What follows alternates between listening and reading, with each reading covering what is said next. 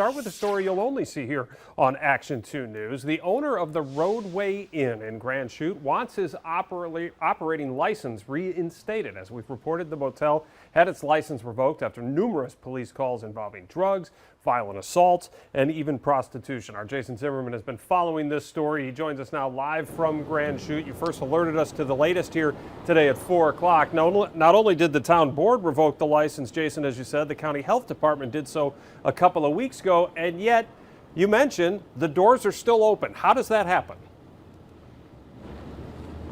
Well, Chris, that is the million-dollar question right now that a lot of people are asking. Yeah, if I look behind me, you can see cars in the parking lot. There are rooms still being rented out, yet the motel lost its operating license, being revoked both by the town and by the county's health department. Now, there's an appeal process with both of these, and I can tell you that that's what played out this morning, at least in the town of Grand Chute.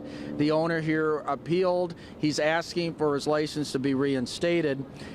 Saying that he's made a number of corrections to the hotel, he's addressed the violations, yet the police are arguing otherwise and saying that that's not necessarily the case. They also point out that last year during a time frame from the first of the year till mid-October, the hotel had 240 calls for service. That is more than double of any other hotel in Grand Chute. So that is the question, is how this hotel can proceed to stay open. Essentially, though, the owner's not taking any responsibility for these issues. He's saying he cannot control the guests, what they do on the property, and he's essentially thumbing his nose at county and town officials right now by keeping the doors open.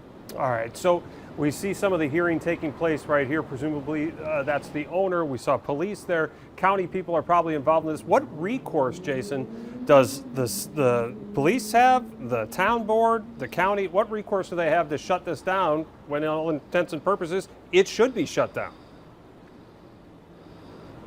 That's what a lot of town officials right now and county officials are trying to figure out.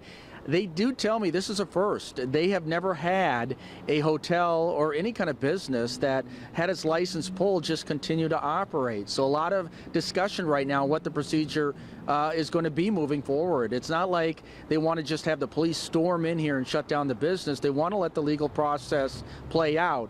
Now, the attorney for the owner tells me that regardless of this decision that the town board will make on the appeal, which is due out within the next 10 days, if it goes against the hotel being able to keep its doors open, they will take this before an Outagamie County judge. Meanwhile, the health department says to me that they told me to basically review the ordinance that's being violated, and I did.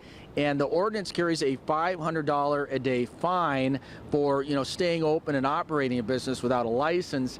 That's something that could be enforced. Although the big question now is this guy who is having all these issues and already thumbing his nose at authorities, is he even going to pay a $500 fine should the county even assess that to the Rodeway Inn?